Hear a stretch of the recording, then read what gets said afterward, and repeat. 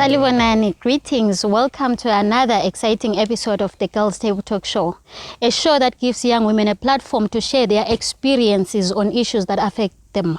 And today we want to talk about climate change. I am joined by two young women from marginalized communities and Mr. Khumbu there, but I'll allow them to introduce themselves fully. Thank you. I'm Florence Magagula and I'm from Lupane. Greetings, my name is Khumbulani Maphosa from Matabeleland Institute for Human Rights. Good morning to you all. My name is Thandiswa Ncube from Plumtree. Siyabonga, ngibona ngathi manje sonke sesazana, but I would want to talk to these two young women first before talking to Mr. Khumbu, which is understand what is your understanding of climate change? Nxa kukhulunywa nge-climate change, what comes to your mind? Mina personally, from climate change, I think ikutshintsha komumo. Kwesinye isikhathi kuyadepend ukuthi kutshintsha ngendlela enhle kumbe ngendlela elichiya futhi lihlukumezekile. Florence, do you have anything to add before we go to Mr. Khumbu ukuthi asichazele kabanzi nge-climate change? Okay, climate change, I think into eletha mhlawumbe into esengathi iyakhozela ukuthi kugcine kusiba lendlala ngenxa ukuthi kuyabe sokujintshile umumo. When it comes to indaba zokulima, ama seasons abe sengani sejintshile, and then nxa sokuchisa sokuseka kuchise kakhulu kugcine soku affecta abantu begcine besiba lemkhuhlane nje echiyachiyeneyo ngoba umzimba uyabuthwala nzima uku-adopta those high temperatures. Thank you. Mnumzane Khumbu, sicela usichazele kabanzi and add on to what the young ladies have said ukuthi climate change kuyini. Siyabonga, I think critically ukuze sizwisise climate change asibuyele emuva a little bit.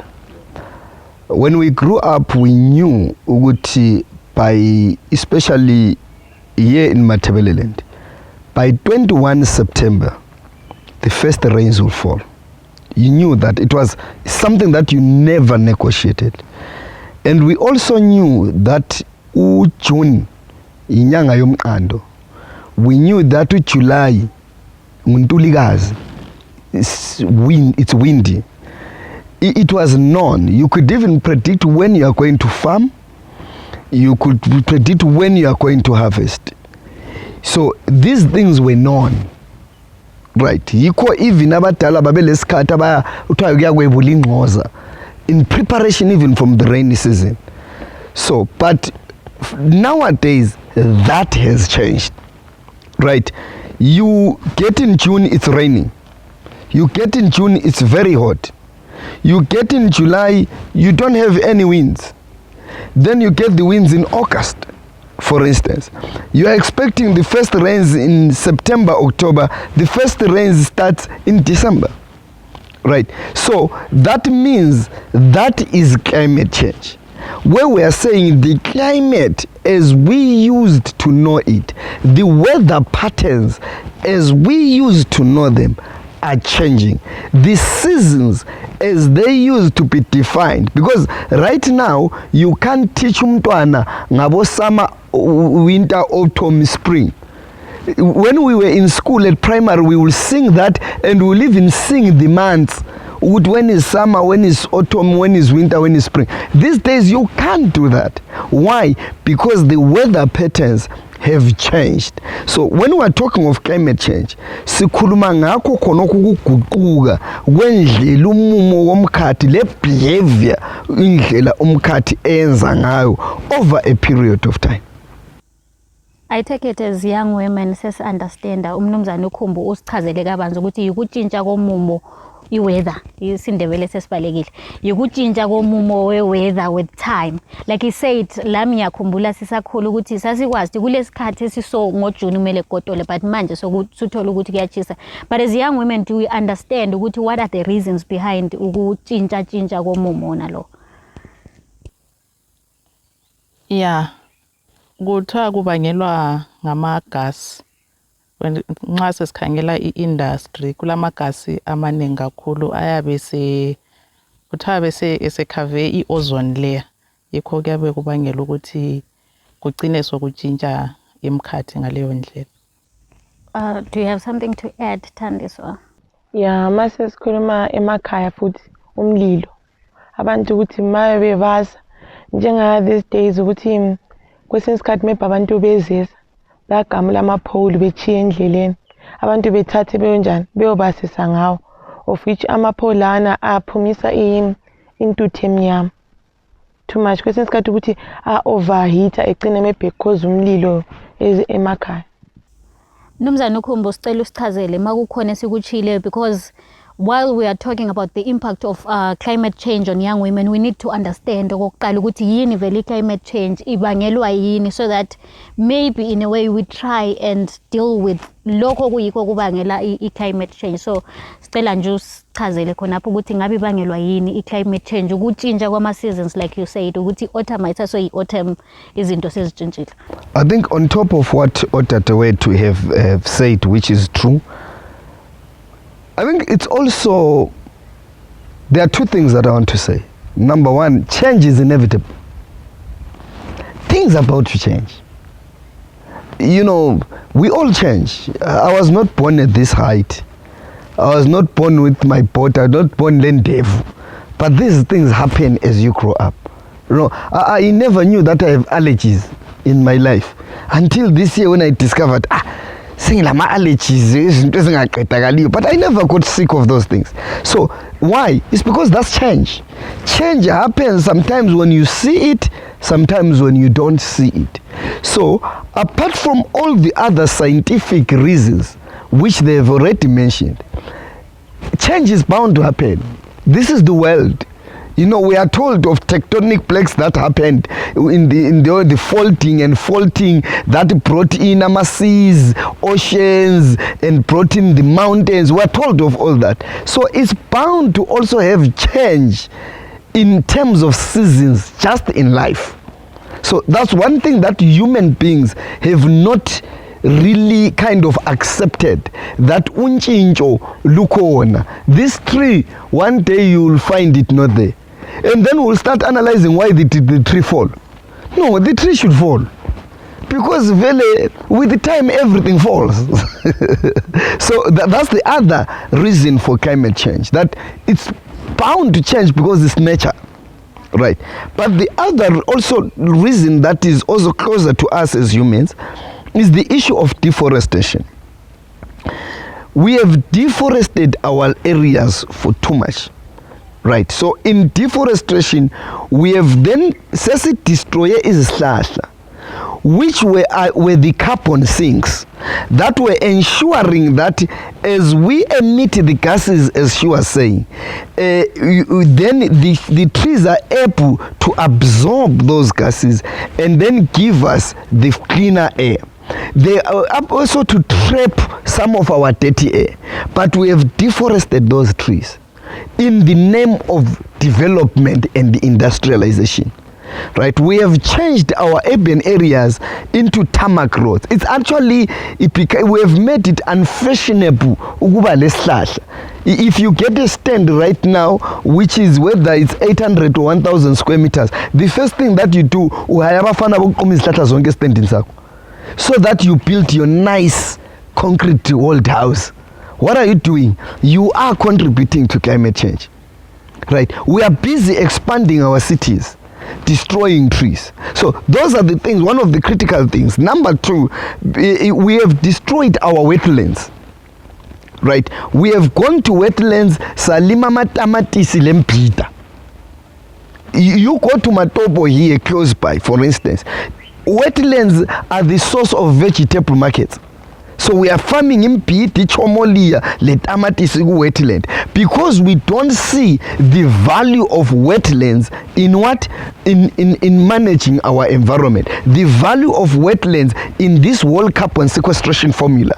We don't see that. Tina, we just see i-3 rand le dollar that I'm going to make from isiqa sempita, but you don't see the lives that are being destroyed by isiqa sakho sempita. So those are some of the things that we have done. When I'm just giving these as local examples, but they're not happening only here, they are happening globally. This is what's happening. We have multinational companies that are polluting wetlands. We have multinational companies that are building their infrastructure, their mega offices, their hotels on wetlands. So we are destroying all these, and then at the end of the day, we are worsening the cause of climate change. Thank you. To the young women, from what Mnumzane Maphosa has said, do you think people in your communities understand the issue of climate change? Siya understand ukuthi ngokuyatheza kwethu inkuni, ngokugamula izihlahla zethu eyadini, we are also the reasons as okwenza ukuthi kube le climate change. Do you think people in your communities understand the issue of climate change, or umuntu angazigamulela inhlanhla angabona isihlahla yena ubona inkuni kazwisisi vele ukuthi kwenzakalani? I mean, from my point of view, and I understand but not fully. For instance, umuntu esiyagamula isihlahla nje ubona inkuni, at the same time i-electricity yadura. Yabona. So I think kungaba kuyi-disadvantage, i-advantage at the same time, because yabe kulezinye izinto vele ukuthi kufanele uziyenze ngomlilo fast, lezinye ukuthi umlilo azizidingi. Sesikhuluma ngama-vegetables nani le ama-wetlands ade sikhuluma ngawo. That's why abanye abantu bathola living through farming. So if umuntu engayekela ukulima ngesikhathi sangikhona, at the end of the day yena labantwana mbena lemuli balala bengadlanga. So I think kule okunye abafuna uku-understandiswa abangakwazi. Besides, you talked about the issue yokuthi ngilale ngingadlanga. Isihlahla singaze sibe khona singinika ukudla yini. Issue yokuthi kumele siyelima imbhida ngoba ngifuna ukuthi ngithengise. Sicabangela okwakhathesi. We don't think long term. Florence, do you have anything to add? Yeah, when it comes to indaba yokugamula izihlahla, abantu bahlezi befundiswa nje every day ukuthi nxa sitheza inkuni asitargeteni izihlahla ezomileyo. But abantu bayagamula zona eziyana ezimanzi. Maybe ngesizathu sokuthi ezomileyo zakhona ziyayisezitholakala khatshana. Maybe okunye kuyikuthi isihlahla lesivele yimi engisigcinileyo. Like elupane silemkusu. Why umkuso nalo kumele ngulondoloze kabuhlungu kangaka? At the end of the day kuzabuya umuntu from nowhere awumazi ukuthi uvela ngaphi azosithatha nje ahamba ayosebenzisa ungakwazi usebenzisana. So okunye kwesinye isikhathi abantu baye besenza like ukukhawulisa ukuthi why kumele vele isihlahla lesi ngesilondoloze. And then iEMA iyazama ngazo zonke indlela ukufundisa abantu ukuthi bengalimi kuma river banks, even kuma wetlands, but abantu bayalima ngenkani. Umuntu khangelela okwakhona lapho, but ukuthi in future what will happen akala ndaba. Because as it is like nxa usiya uhamba ngo Victoria Falls Road usiya eWangi kulesifula kuthiwa nguShabula, thina ngesikhathi sisafunda amanzi ayegeleza laphana throughout the year, but khathesi sokudry ngoba abantu baqalisa besalima ku river bank bagcina bengenile phakathi. Even khathesi nxa udlula khona phana kukhona okuzingatshanyana aku-affect umuntu okhatshana, but u-affecta bona abahlali bendawo. Abantu isikhathi esiningi abalandaba lokuzwa into ze-climate change uyazothiwa into zamakhiwa, kuthiwa into zamakhiwa thina akulani lathi. But there is need yokuthi abantu maybe bafundiswa ngasi bangafundiswa ngendlela bani, because iEMA ikhona on the ground iyayenza umsebenzi, but abantu abalandaba. I also think izinto zamakhiwa really bengingani izinto zakhona ngisi-understand, but I'm happy we have Mnumzane uKhumbu osilayithelayo and these young women abakhanya ukuthi balayo information about this. But Mnumzane uKhumbu, tell me, who is to blame for izinto ezikhuluma ngosisi laba abancane? Usisi ukhuluma ngokuthi sokuyi-issue yokuthi ngilale ngingadlanga ngithi wothi sigcina ama-wetlands lawa ongiyelima umbhida abantu abambalale bedlile. Ukhulume ngokuthi kulomfula okade abantu bengalimi kuyo, because sikhuluma ngabantu kwesinye isikhathi abasemakhaya okumele bathole inkuni. eZimbabwe there is no electricity kuma rural areas amaningi, so abantu labana badinga inkuni ukuthi banjani baye basumlilo. So who is to blame? Abantu, do they have enough knowledge? Khonapho yike ngifuna ukuzwisisa ukuthi who do we blame? Is it us esingela knowledge or Africa has blamed the developed world for climate change. And there is this blame game, really, which I think is unnecessary. What we need to do is this. Maybe it's because of where we are locating the discourse. You know, when people fail, they blame a phenomena. They don't blame themselves. If you fail to manage water, you say you have a water crisis. You will never have a water crisis because water will never be a crisis. You have a leadership crisis that is failing to bring water. When you fail to provide money, you say we have an economic crisis. You don't have an economic crisis. You have a leadership crisis. It's the same thing with climate change. Climate change is not a problem. It was bound to happen. We have been seeing it happening. It has been happening. So why do we blame each other? This thing is there. It's a reality. You can't wish it away. You will live with it. It's here. We are staying with it. You look at the tropical cyclones that we are having. Look at the droughts that we are having. Right. Now, when having said that, I want to come to your question, who do we blame? Let's blame ourselves. All of us, let's blame ourselves. Why should we blame ourselves? We don't think. Let's blame ourselves for failing to think. Why am I saying for failing to think? What we should be thinking now is, how do we live and survive with this elephant that is in the room, which is climate change? Instead of blaming climate change, instead of blaming the wetlands that are drying up, let's ask ourselves, how do we survive? Instead of blaming hunger and then famine wetlands, the issue is, how do we solve the problem of hunger so that we continue surviving? That's the most important thing. And that's the thinking that we are not reaching at. That's why we are always, look at the level at which climate change is hitting us, especially in Africa.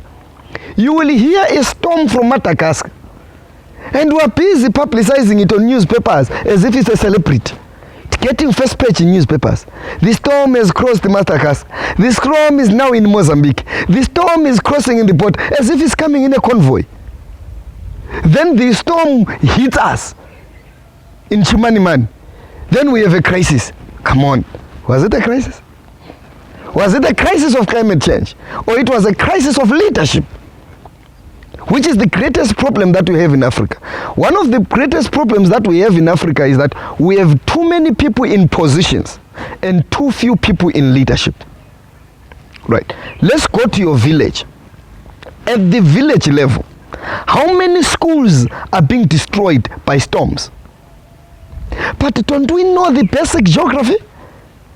That if the tree is a windbreaker. When I grew up, when I was in school in rural areas, we had gum trees right around the school. The school was enclosed by gum trees. What have we done? We have harvested the gum trees. Then a tropical storm comes. A storm comes, it uproots the gum tree, the roofing of the school. And what do we blame? Climate change. The school was built in 1956. We have never renovated it. The roofing material is getting rotten, and then a small wind comes, it's uprooted. Climate change. Yeah. We have a bridge that is built by people. We now employ people. You go and take your mzukulu, ekaya, to build a bridge. They built a bridge so that the children could cross to school, and then the rivers flood, and then the bridge is washed away. What do you blame? Climate change. Honestly, we need to start blaming ourselves. We are the worst enemies of ourselves, not climate change. So all these phenomena, they are bound to happen. Remember what I said about climate change. It's an inevitable thing that is happening. These changes will happen. But the question is, how do we survive? How do we live within this elephant that is in the room? How do we ensure that food is still there, right? How do we ensure that people still have energy to cook? How do we ensure that there are alternatives for people's lives to progress? Then when we fail that, we should start blaming ourselves. I'm also a young person from rural communities. And to be honest, climate change ngiyayizwisisa ngiyayazi because I did geography, ngiyafunda ngayo. But we have young people out there. Othi nxa ukhuluma nge-climate change, ubona umuntu lo vele topic akazwisisi. So yikho ngifuna ukuzwisisa ukuthi as much as city we are to blame. Sithini ngobeke osemakhaya khathesi vele ongakazalizwa ibala elithi climate change. Ongalasikhathi sokuthi acabangela ukuthi but isihlahla lesi siyancedisa because laso siyi windbreaker nxa kulo moya and everything. Sithini ngobeke ohleze emakhaya who doesn't know this? Who do we blame? Are we blaming people for not sharing the right information to people? Kwenzela ukuthi kufanele ukuthi ngithi mina angiye esikolo cause angifuni. But ngiyafundisa ukuthi kuqhakatheke ngani ukuya esikole. That's what I want to understand. You are going far, emakhaya.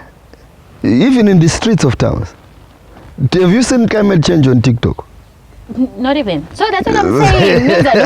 Have you seen climate change? How much of climate change do you see on TikTok? And unless if there is huge disaster, that's when you start seeing it, right? If there is no disaster, you don't see anything, right? Climate change, you know, I think she said it. I think you said it. You know, we have made it this utopian thing. And you will ask me, who do we blame? Me now will go back. Oh, Kala, I blame you who doesn't know. When things are happening around you, you don't know. Why don't you know? You are able to. Young people are researching everything and anything online, right? You are researching things that are happening among a community, but you are not researching about the realities. When a storm hits you, why don't you ask why this storm? Ask yourself that question, and no one is doing that. So I don't want to be in a corner where I'm start saying, no, let's blame the media, let's blame what the government. No, let's blame each other, because amongst each other we know, right? Who taught you as a young person in rural areas? Who taught you to use WhatsApp? Did you go to a school of WhatsApp? You never. Who taught you to choose a phone? Did you go to a school of choosing a phone? No. Who taught you to propose a relationship? Did you go to a school to do that? No. You discovered it yourself because you're interested in it. Be interested in the reality of your life, discover it, and then be part of the solution. Angifuna ukuqhubeka ngisula lo mnumzane ukhumbi because okunye ngathi sesefuna ukukhuluma ukuthi mina emvela khona kula network. So but anyway, I understand where you coming from mnumzane ukuthi siyakhetha izinto esifuna ukuzifunda. Yes. Because the climate change affects us kakhulu ukudlula some of these things esibhizi ngaso. I-TikTok okhuluma ngayo ukuthi we've never seen anything on climate change. Go on TikTok ekhuluma nge-climate change. Akula muntu wasifundisayo ukuthi kanti TikTok but mina ngiyazi because we generation esemove. So angikwazi but bayafunda ngakho abantu. It's an issue of us prioritizing izinto esizifunayo ukuzifunda. So after everything that umnumzane ukhumbo has said and these young women said, ngicela u-understand, do you guys understand ukuthi thina kusi-affecta njani? Do people out there understand ukuthi kusi-affecta njani as young women izinto ze-climate change? Ukwenzela ukuthi lisuka lapha liyenza ama-video e-TikTok akhuluma nge-climate change to make sure ukuthi someone out there knows about the climate. I'll personally do that. Well, so do you guys understand how it affects us? If you do, lisitshela ukuthi vele kusi-affecta njani ama-issues e-climate change, because uthola ukuthi siyenza nje, we don't have the information. Asikwazi ukuthi nxa sengigamula isihlahla mina kungi-affecta njani as a young woman. Okay, singakhangela njengabomama yithi esilama gender roles angani maningi. So nxa izulu lingasananga ngendlela, amanzi esethathwa khatshana, kuyabe ku-affecta abantu abangomama kakhulu. Kuyasomela uhambe uma ngomude usiyadinga amanzi, uhambe uma ngomude usiyadinga inkuni. Then kulezinto esuka sihlangane lazo khona ngale. Abantu abaselayo unembeza, abantu bayarejwa khona ngale ekuhambeni lisiyadinga amanzi. And then lama levels awe poverty ayabe lokhe eyala eqansa ngoba ungakhangela kakhulu emakhaya abantu baphila nge-subsistence farming. So izulu nxa lingasani ngendlela esasikujwayele ngayo. Koze khathesi kuyahlupha, omunye umuntu uyamthola esephumile siyalima ngoNovember. Omunye alindele uDisemba ethi vele izulu lakhathesi lingana ngoNovember lizaphinda lime futhi. Then lwano lime ngoNovember kwesinye isikhathi achaya iscore avune, lwano lime ngoDisemba kungaphumi. Just like esikubonayo lonyaka. I think uFebruary izulu linile lana, uMarch wonke bekungela zulu. So meaning ukuthi umuntu olime ngoDisemba akulalutho azanjani azaluvuna. Khona phana njengabomama abancane sihlale emakhaya, yikho lapho esithola khona ukuthi sidle, siphinde sithathe futhi sithengise, sidinge okunye siyabe sikufuna lokuncedisa imuli lokuhambisa abantwana esikolo. So ama levels poverty ngendaba ze-climate change azaqhubeke lokho esiyaphezulu. Do you have anything to add? I think from usisi into ayikhulumileyo laphana, khona kakhulumileyo ukuthi izulu liyana lima abanye bengavuni. So kuya like abantwana abangamankazana like isize ethu, abanye basesikole abanye abasafundi.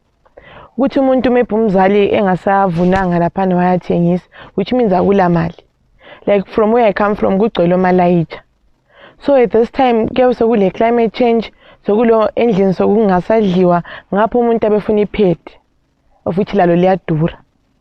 So yikho lapho umuntu agcina khona sekhomba omalayitsha abavele egoli ukuthi umuntu emphathele izinto angelazo endlini. Yabo ukuthi i-climate change cause poverty izasibisela futhi lama STIs abantu babengelawo. Thank you. I hope we are learning out there ukuthi i-climate change iyasilimaza kakhulu. Kunengi izinto ade singazikhangelelanga. Ngimuzwe khuluma ukuthi nxa siye enkunini abantu bayarejwa khona khiyana ukuthi izulu alisekho. Akusela subsistence farming like she said. Ukhuluma ngokuthi sicina sikhombo malayitsha ngenxa yokuthi nxa ngikhaya bebethembele kulimeni imali ayisekho, so kumele ukuthi ngiyekhomba ukuze ngithole lokho engingakutholiyo. Kodwa ke ake sizwe umnumzana uKhumbu oseke waphuma mhlawumbe wa interact with a lot of people ukuthi yena does he have anything to add ukuthi what are the social and economic impact of climate change on women generally? Thank you very much. I think added to the valid points that are brought by my sisters is the issue of economic enslavement, right? Most of our people, especially our women and young women, are now economic slaves. Greedily of especially of the elite, because of the poverty that she spoke of and the like. Abantu babe bebizwa behlaliswa phansi beholiswa, and then you can't decide things on your own because somele udepend kulowo zakupha ngoba they are the elite that have things. That's number one. The second thing is the issue of GBV. Gender-based violence is increasing because both men and women are affected. Even the men that can't now provide, and then they end up venting their stress on the women, right? So and the women, because some of them, they are now not economically stable or not economically independent. You have to depend on this male even if he's abusing you. You have to enslave you into it. Then there is also the issue of human trafficking. Akuselula lapha, especially in Africa. Akusaphileki. So what do? We want to go outside. Everyone is thinking of greener pastures. South Africa, Botswana, even to Europe. And people are even going there illegally. And some of them are being sex slaves there. And then lastly, I will bring the issue of emotional health, especially to our young people. We have a new generation that is an emotional fuse that triggers very fast. So when they see these storms and everything, it triggers a lot of anxiety in them. It puts a lot of fear in them. And then their emotional health is greatly affected. It's unlike abadala, because abadala babengakuboni lokho kungelabo TV, kungela social media. These days, anything happening anywhere, you see it and you ask yourself, are we safe where we are staying? So it then affects our young people in terms of their emotional health. Okay. I think umnumzana uKhumbu sesichazelile. I'm happy futhi ukuthi these young women have an understanding of ukuthi climate change kuyini. But I think we need solutions, you know, ukuthi bona what is it that they recommend ukuthi sidile lale into esihluphayo climate change, because it's huge. It's really affecting us. Ngizumnumzane ekhuluma ngabo gender based violence, ekhuluma ngama emotions ama 2000 kunengi. But as young women lina ama 2000 akhona, or you interact with them, what do you think should be done ukuthi sithi deal with the issue of climate change, or indlela yokuthi singa adapta kanjani to this changing climate esiphila kiyo? Okay, mina ngicabanga ukuthi ku point lane deforestation and ukuthi umuntu if egamula isihlahla kahlangele esinye kenza ukuthi la next year futhi kube lenye futhi source yokuthi ungathola ungaphonga ugamula nje uchiya ku clean. Thandiswa ngicela ukukhuluma lo muntu, kulo muntu osetown, umnumzana uKhumbu ukhulume ngokuthi kulabantu othi nxa ethenga istand afika akhipha isihlahla lesiya ngoba usefuna ukwakha indlu yakhe. Uthini asikhipha phinda sihlanyele la?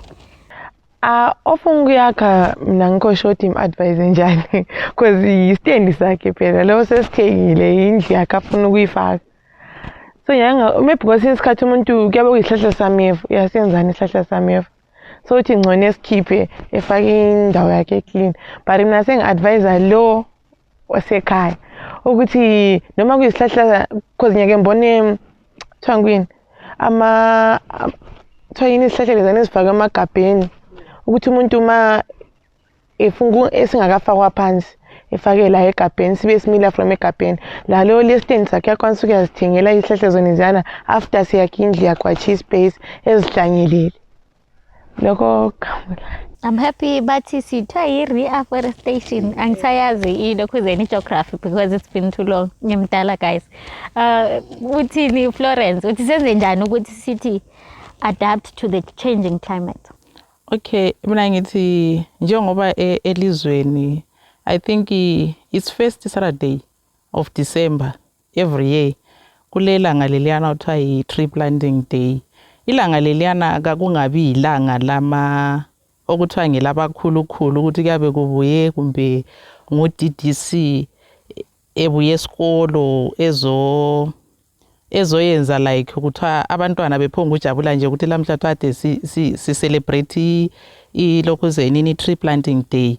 At least ilanga leliyana labantu nje abahlala ku community ama residents labo bebelazi ukuqhakatheka kwalo, abantu baphatheke ngalo, sithi ukuhlanyela izihlahla lezi esiziqedile. Njalo futhi abantu asithiyaneni lezi zihlahla eziphilayo, ziningi izihlahla ezifileyo. Nxa sitheza inkuni sitheze zona eziyani izihlahla eziwomileyo, sithiye lezi eziphilayo ngoba izihlahla ziyasincedisa kakhulu. Then when it comes to ukulima, abantu asilime nini vele khona ngale sasilima khona, even kudala abantu vele babengalimi. Mina ngisasengumntwana nzaye ngabona abantu abalima ku river bank kumbe baze bangena emfuleni belima. Asiqhubekeni kuthani sigcina amasiko ethu, singalandela amasiko ethu. Even izihlahla vele kudala zazingaphonga ukuganyulwa nje, indawo zonke kwakungamagusu sibila sabisayo. But khathesi ungahamba iLupane kwakuyindawo ethenjwe kakhulu ngokuba liganga. But sokuqalisile ukuba lamagceke ngenxa ukuthi abantu umuntu engaphonguza izwe le power sesiphonga yagamula isihlahla ukuthi usigamulelani akakwazi. Izihlahla kaziganyulwe ngezizathu, then eziganyuliweyo lazo zihlanyelwe futhi ukwenza ukuthi singagcini sesiba lamagceke ilizwe lonke. Before ngizwe umbono wakho mnumzana uKhumbu, I want to find out do these young women have a question for you, but I'm from Scotland. Escotini mnumzana uKhumbu, there is too much of illegal mining. Ngicela uku-understand ukuthi is there any connection between illegal mining and climate change? Because even eNcema, I think ungahamba eNcema dam you find ukuthi kulabantu asebesenza illegal mining kwampana. Is there any connection or illegal mining izihambela yodwa climate change la izihambela yodwa ngihlanganisa izinto ezingahlanganile? The connection is there. There's a huge connection in the sense that one, illegal mining caused deforestation. destroys the trees. That's number one. Number two, illegal mining affects what we call the water cycle. That's why you'll find out Omzingwane dam, they are no longer filling up on time. We have all dams in Zimbabwe filling up, big dams, but ours don't fill up. Why? It's because of the illegal mining that is causing tunnels underground, and then water is going into those tunnels. But we needed that water to go into the dams or to flow into other systems so that the water cycle it continues. So illegal mining is actually disrupting that water cycle. So it has a direct impact on what? On climate change. Thank you. Bengithi ngiyiveze yona leyo sibiliphatha yoba abantu Into besikole. elaliyenze ekhaya. Thina singela network. It makes sense asila network ukuthi sigoogle izinto lezi. So I thought ukuthi what ke ngicabanga abantu bangikhaya ukuthi guys, what we are doing is very wrong. Lathi siya contribute to ama changes ayenzakalayo ku climate. Do we have any questions for umnumzana uKhumbu? We need to make sure ukuthi siphuma lapha singama climate change activists. Oh, mina i-question engilayo for Mr. Khumbu ukuthi like inzwe kule point lana ethi it affects us emotionally. So bengifuna ukwazi ukuthi emotionally yakhona like ling emphasize le further. Okay, thank you. I think what I'm trying to say is there are things thina emqondweni wethu lenhlizweni lemoyeni wethu ezazingasihluphi sesakhula, but ezihlupha abantu abancane. For instance, you could see an accident and kube accident kudlule, but these young ones, when you see the accident, it hits them. So with climate change, what happens? We are seeing tropical storms. For instance, we know in Zagalechi with cyclone Idai. We know what has been happening currently in KZN with the cyclone that was hitting South Africa, Mozambique. When they see buildings being washed away, cars being washed away and everything, it affects them to the point that their recovery rate emotionally is very low. So umuntu lwana kuyamphambanisa emqondweni wakhe le decision making yakhe. Omunye uhlazibona ingane umhlaba suphela ngoba la se church utshela uthiwa sesemaphethelweni omhlaba.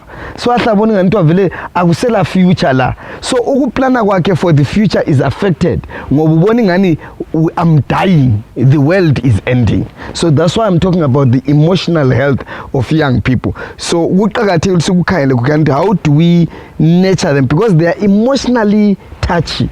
Abantu abatsha ba affecteka masinya compared to the other generations that were there.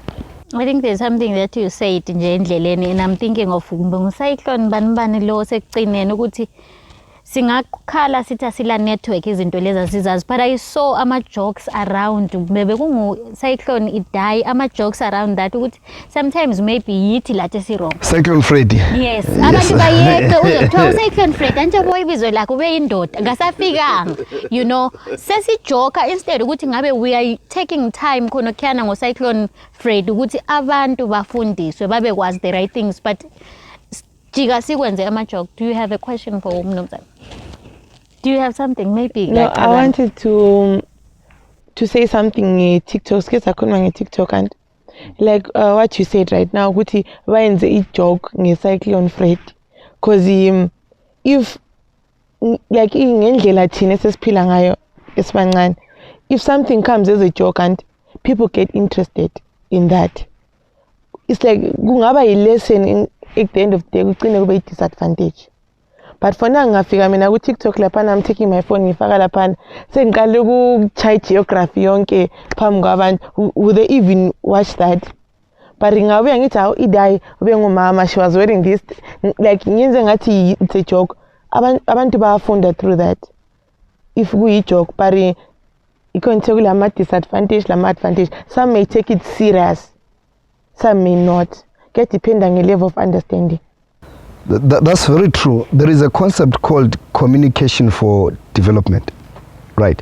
In communication for development, that's exactly what you do.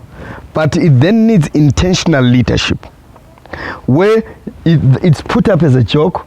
Then when people now start joking, then someone corrects the narrative. Someone puts the right narrative. Someone puts the facts bit by bit. Because the other thing, our young people, they have a very short concentration span. right? So it's you use that. Even we do drama for development. That's what we do. You just put something. It's a joke, but we are not going to laugh at it only. We are going to go beyond the laugh. But the problem with ours is that the thing is not intentional. It ends as a joke and everyone interprets it as a joke, or the way they interpret it, there is no one who then corrects the narrative to say, okay, but guys, this is serious. What are the facts? What's happening? Let's build on it. What can we do about it? Because that's what a joke will grab their attention. Put something serious, people will not care, but put a joke, everyone will laugh. Even look at our WhatsApp groups. Put a serious information now, no one will comment. Or the moment you put something serious, someone puts a joke after you. Right? So, and people laugh, and you have 10, 15, 20 comments for what?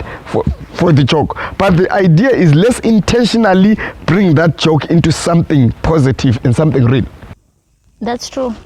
I think ukuthi thina abantu bethu abajokayo indlela abajoka ngayo yabubona ukuthi there is absolutely nothing efundisayo kwampana, and no one comes ukuthi athi wathi ngilungise ijoke leyo ukuthi mhlawumbe abantu bangabukela ukuthi asifuna ukuzwisisa ukuthi part 2 wejoke liyana uthini, then usulungisa ukuthi but i-climate change kwenzakala so. Do you have a question for umnumzana Khumbu before we close? Okay, okunye ngingakaze ngimbuze.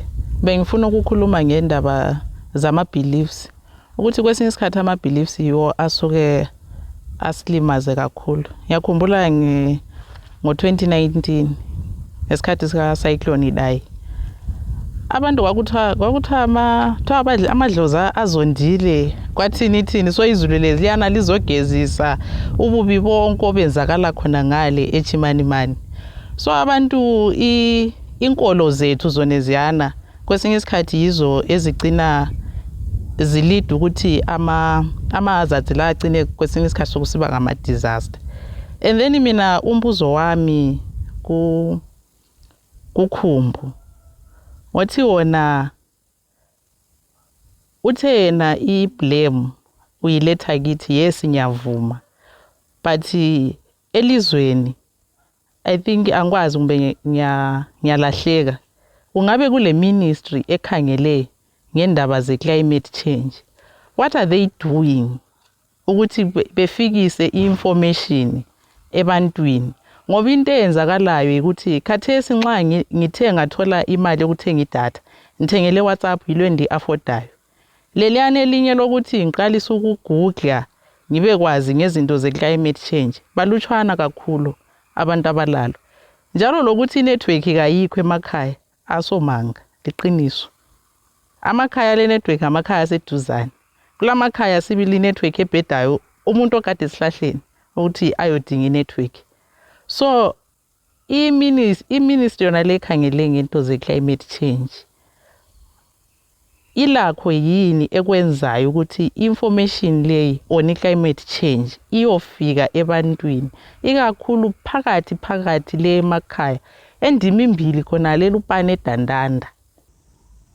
Before you respond, Mnumzana Khumbu, sorry ukukhatha, I had the same question, so you consider, let me add to what she said. As good journalism sifundiswa ukuthi ama-journalist i-duty yabo is to educate and inform.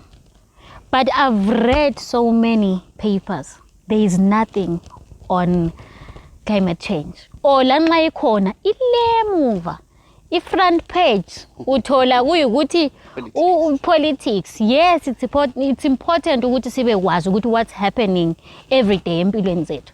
But like you said, i-climate change yes affecta kakhulu.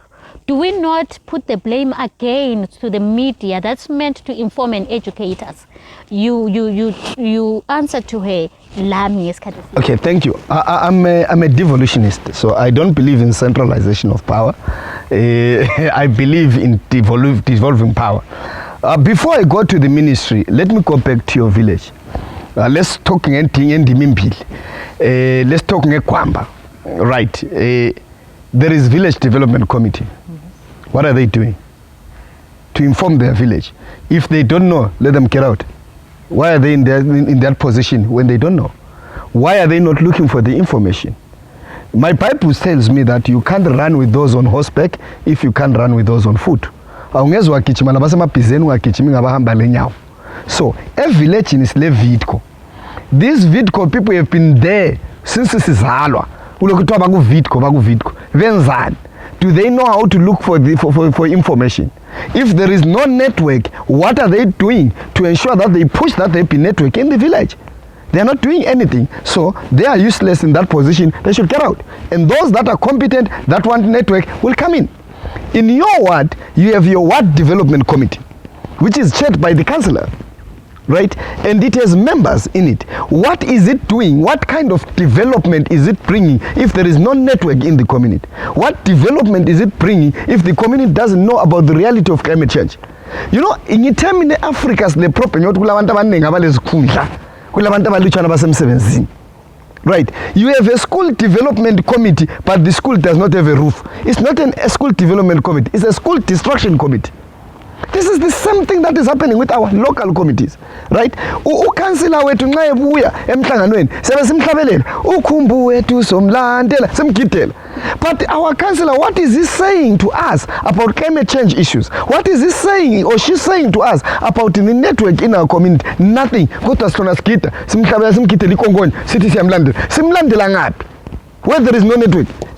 So to me, those are the things that we need to start asking ourselves. MP wethu, our missing person, what are they doing? The person only becomes GT6.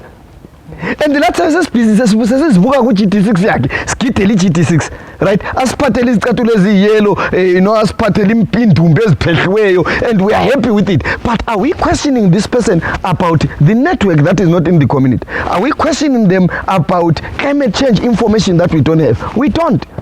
So I'm saying, let's start from there. If we start from there, if labo besehluleka abaphume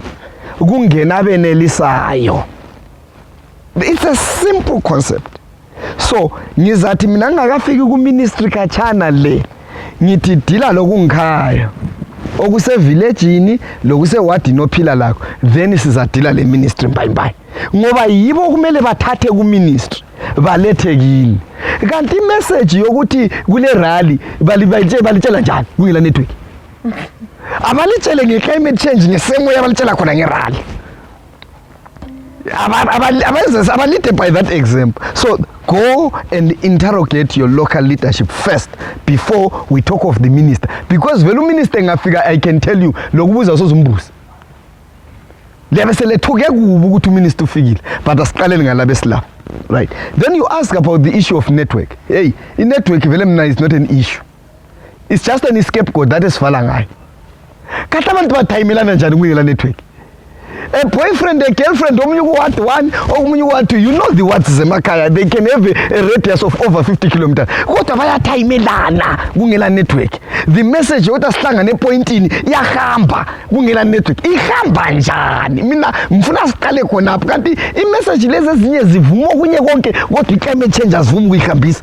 I-rally siyayimamezela sibe yazi sibe kwazi kule rally kungela network ihamba njani i-message ye-rally imfa iyahamba sibe kwazi kobani kufiwe kungela network i-message yemfa ihamba njani. Do you know Africans are organized for imfa? I went to an East African country. You die now in 30 minutes there will be food. Kule endawo yakho na ku village yakho na akuvunyela ukusebenzisa impahla zakho. There will be food, there will be everything, pots, plates, everything will be organized in 30 minutes for imfa yakho. What if you go and ask them, that's why we chatha network asazi lutho climate change? Sikwenza njani? Mina ngicela ukuthi sibuyele and use our indigenous knowledge systems, our cultural systems of passing messages and information. Let's use them even of passing serious information on serious matters like climate change. Singaphasi kokunye siye kokunye. Ngiyakuzwisisa kakhulu mina mnumzana Khumbu. Futhi kuhle ngoba ubuze emuva ngoba ngikhule emuva. Thina sasi lama post oyehambisa message, but kulokho I'd want to say I think lack of knowledge loku prioritize izinto. Imfa siyakwazi because uqinisile imfa khathe singingafa ngila hillside. Abantu bayebekwazi ukuthi ubeke usefile, ubeke usecollapsile ngesikhathi lesi. But i-issue ye climate change, there is lack of knowledge. Abantu vele into ye climate change abanengi asikwazi to be honest. I think the issue ehluphayo climate change libale lithi climate change. So when we package it, let's talk the words that people know. It's drought. People know it's drought. It's cyclone. It's flood. If you say those are things that was and the but let's use normal words that people are using every day. I think lokuthi abantu asibafundiseni ukuthi how it affects them. Ukuthi kungabi lezulu gel kuya ku affecta. So funda ube kwazi kwenze into yakho ya everyday ukuthi I want to understand ukuthi why ucyclone Fred ukuthi usuke eMozambique wahamba, but like she said uthe uyezwa abantu besithi khona ngamadlozi alwa labantu bechimanimani anje abantu ukuthi we have an explanation for everything, but i-explanation yakhona ingayisiyo elesikolo phakathi okusenza sibe semuva. Because I remember thina mina ngesikhathi ngikhula wawuthola ukuthi ungathiwa izulu sekulesikhathi eside lingabuyi uzwa abadala besithi sokumele siyenjelele anje abantu labana i-climate change kibe ekhanda ayikho basitshela ukuthi kumele bayenjelele bayecela izulu ouze kuthiwa ake siphumeni sidobhadobha angazi kuyabethiwa kumbe kudodwa yes kuyenzwa easy because kibo ibale lithi climate change abalizwisisi ukuthi kungabi khona kwezulu si contribute njani abazwisisi. Just briefly, the problem that we have had yini linobeki elibuye la destroy yonke conceptual yana buyelane ebadaleni yebadala izulu alikho kule drought yikho kuthiwa i-climate change ukuthi ingabi khona sambeni sekwebulinxusa. Don't destroy the cultural life yabantu because you take culture, you are taking identity, you are taking someone away from things. For instance, I wanted to give you something. She is from Lupane. Hambe endaweni okuthiwa kuseguswini likagogo eLupane. That area is not deforested. Ilezihlahla. But uyabususiya kubomzola ngala okulegceke khona sokwakhitha amapani wachaya izihlahla wathi but igusu likagogo lilani yiko kuthiwa ligusu likabani likagogo ngoba there is this culturally mysterious thing nakho ngani kulesidlozi singabantu abantu ba-Africa abantu belebudlozi phakathi. So if you want to deal with climate change issues, let amadlozi phakathi. If you let amadlozi phakathi, you will be shocked how much people will value it. No, but I'm saying, I'm a biblical person, but I'm not supposed to impose my religion on people. Yeah. Right? For instance, if we say start a lesbek, sile value every year siyabuya sizothandaza mbe sizogidakiso lesi asikanyulisa lesi. No one will come listen to this. Akudla ngitsho nomuntu eyona. Kodwa singekela kusasa ngithola ngisiqumile.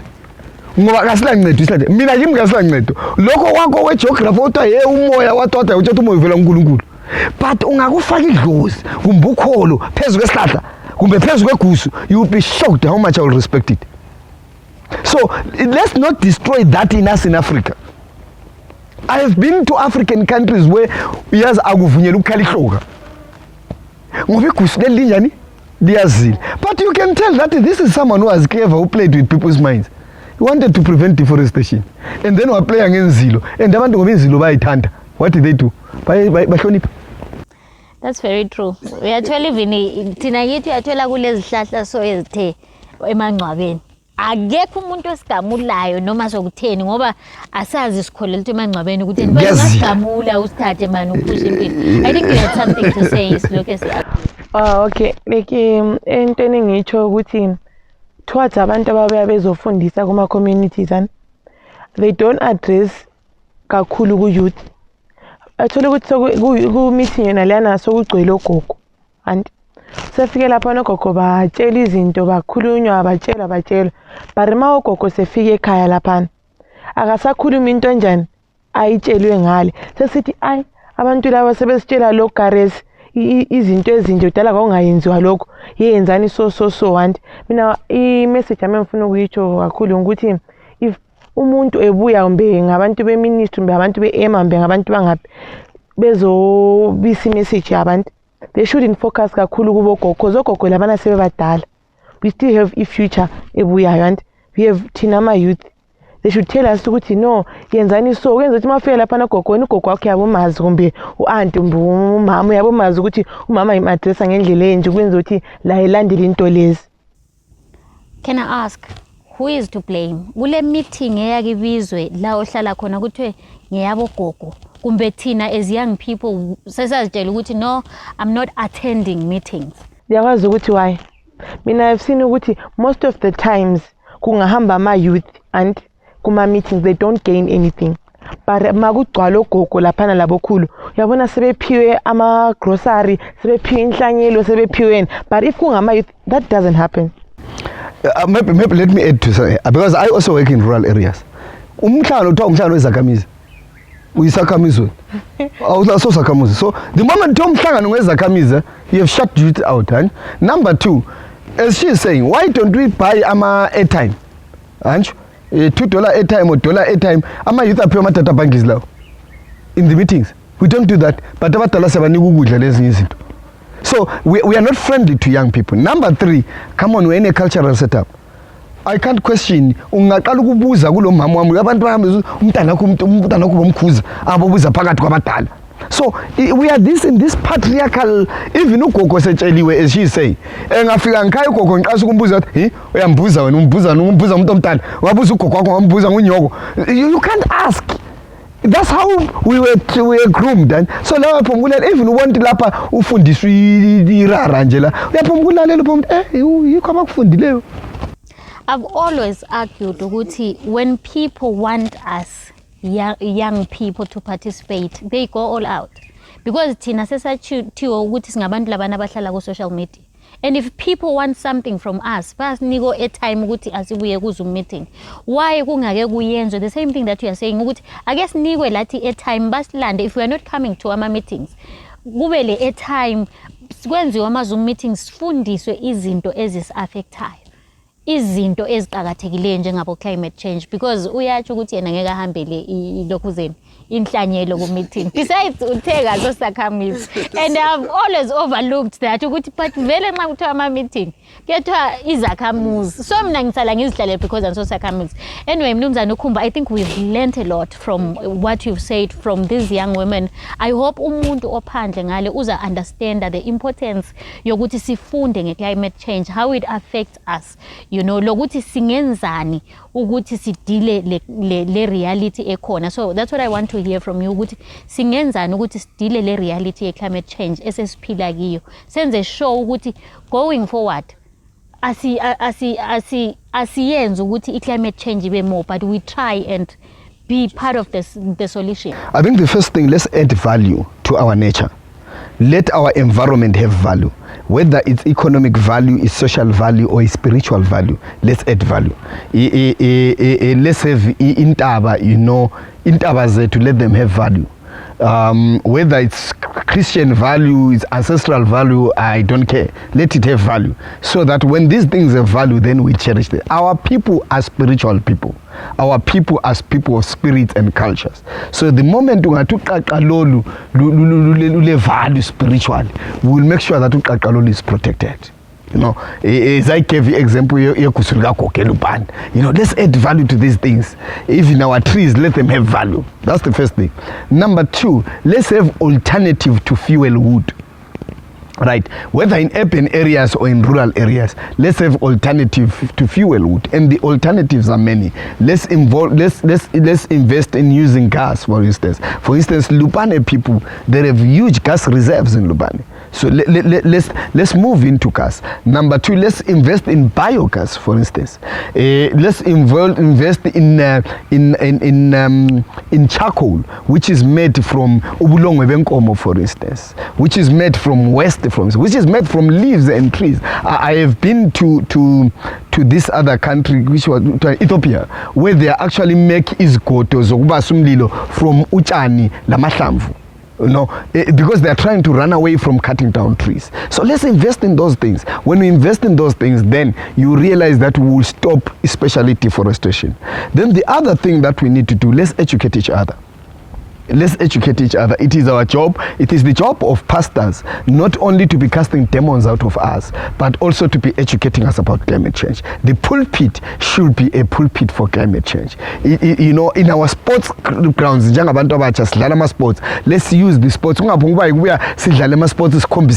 But as sports climate change. You know, these are the things that we need to use with every platform that we do. As in FEN, let's talk about climate change. You know, these are social platforms that we are having. Let's use them. In every, someone has information in our village. There is someone with information. Umnumzana Ncube uthi emfeni nxa sinyeya asinyeyi nge-climate change. He's said a lot of things.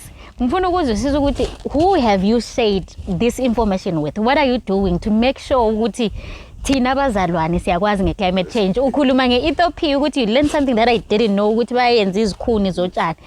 Who are you preaching this word of climate change to? Or uzitshela ukuthi ayimfundile ngokwami? I run a program called Climate Village. So the idea of Climate Village is we are villagizing climate change. So we are working with people at local level. These are the tactics that we are using to say, no, why don't we make this thing? Let this thing not be a global thing. Let it be a village thing.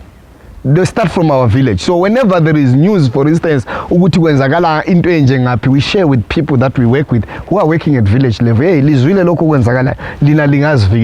know, when Freddy was coming, for instance, we are busy preparing people to say, how do you prepare yourselves for Freddy?